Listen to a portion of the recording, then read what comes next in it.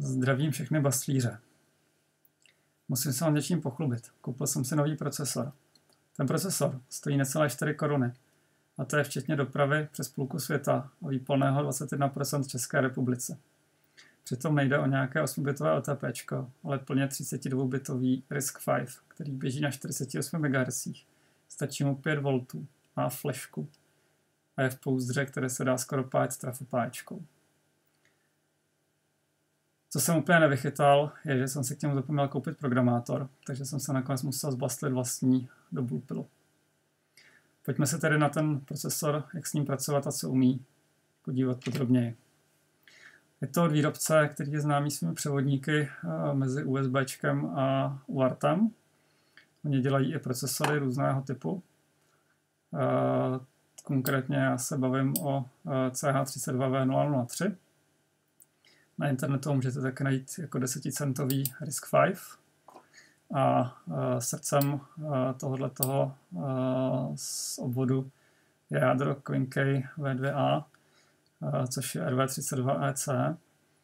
To EC znamená E jako embedded, že má menší registrovou sadu, 15 registrů místo 31. A C je, že umí komprimovaný kód. Mimochodem, někde jsem se dočetl, že tou úsporou těch 16 registrů se dá ušetřit 25% plochy celého toho procesoru. Procesor má 16 kg flashky, 2 kg SRAMky a k tomu má celou řadu periferií. Tak, co je důležité, že ne všechny periferie jsou dostupné na všech pouzdrech, třeba tady v tom SSLP16 není SPIčko. A ještě další věc, výrobce uvádí 14 dostupných IO, což je sice pravda, ale 2 piny jsou na programování a reset. Nicméně oba jdou zakázat, takže vlastně těch 14 portů nakonec můžete využívat. Na webu výrobce je ke stažení datasheet a referenční manuál. A pak tam je balíček s příklady z nějaké evaluation board. Z tohle balíčku se dá vzít header file, který za chvilku ukážu, jak ho budu používat. Tak, teď se pojďme podívat na to, jak takovou věc programovat.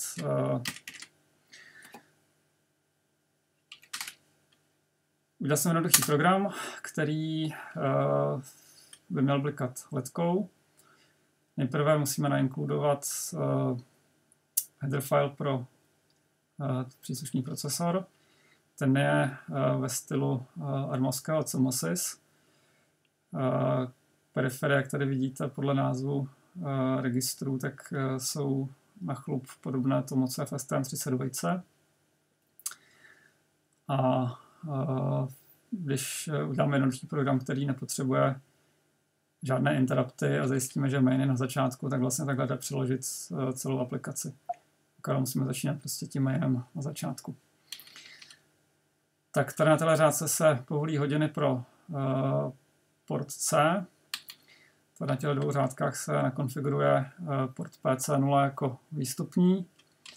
A tady v nekonečné smyčce se toggluje portem, ten bliká ledkou a pomocí jednoduchého for cyklu se chvilku zdržuje ten procesor, aby to blikání bylo vidět. Potřebujeme překladač, na to je GCCčko.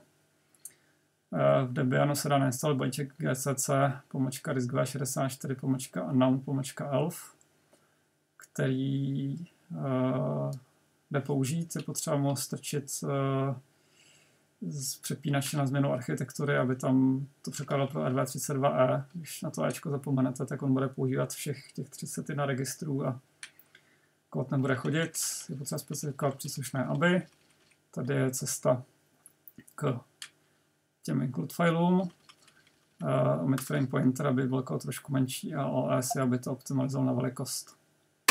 Takže takhle jednoduše přeložíme. Teďka potřebujeme ještě Venutils, opět v Debianu balíček Venutius pomlčka disk264 anon elf. Tady se objedem můžeme podívat, co nám z toho vylezlo. Tak, tady je ten můj main. Na začátku je inicializace, tady se trošku šachuje s různými konstantama adres toho kontroleru a GPIO portu a L4 je ta vnější smyčka, ten nekonečný val cyklus, který bliká letkou, to je ten XOR. A před ním load word a store word a L2 začíná ta čekací smyčka, která zdržuje blikání.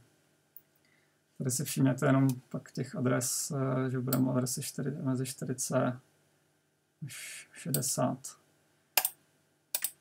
Tak když máme takhle přeloženo, tak potřebujeme to nějak rozjet v procesoru. Na to jsem do Bluepilu udělal jednoduchý program, který tam ten kód naleje. Asi standardnější cesta je na to použít dvojitý VCH link E. To E je důležité na konci.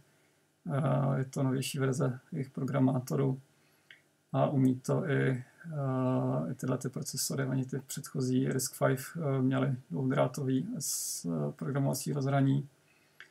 Tenhle má jednodrátový a umí to, jestli se nepletu, jenom ten link E. No tak zpátky teda k mému řešení. To je přes Bluepil,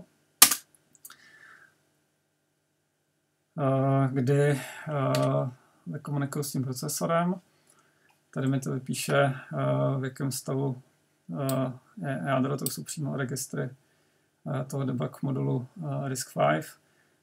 Tady je vidět, jsou vidět parametry toho jednoho jádra, co je v tom procesoru. Pomocí další funkce do toho naleju program. A teď, kdybyste to mohli vidět, tak mi na stole bliká ledka. A já si ještě můžu tady vydampovat registry. Tady vidíte aktuální program counter.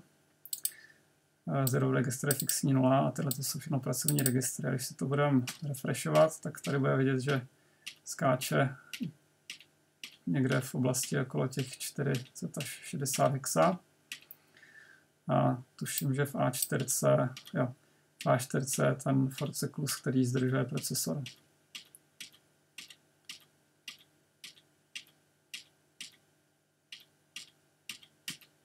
Takže jak vidíte, je to naprosto primitivní. Ještě ukážu zapojení toho procesoru. Jsou tady dva piny, ty jsou napájení a zem. Pak tady je vidět jeden programovací pin, který vede do Bluepilu. A pak tady ten krajní pin je připojený na ledku, která vede přes odpor do plus 5 V a to se bliká. Byl jsem poměrně překvapen, protože mám zkušenost s různými čínskými procesory. A většinou to je dost velká tragédie, ale protože tenhle procesor je primitivní, tak vlastně tam asi nebylo moc co pokazit a ku podivu se zdá, že to funguje velmi dobře. My jsem dělal nějaké zátěžové testy. No. Procesor naprogramoval testovacíma rutinama a zkoušel jsem, jestli to všechno přežije a vypadá to, že to je opravdu poměrně chodivá záležitost. Takže jestli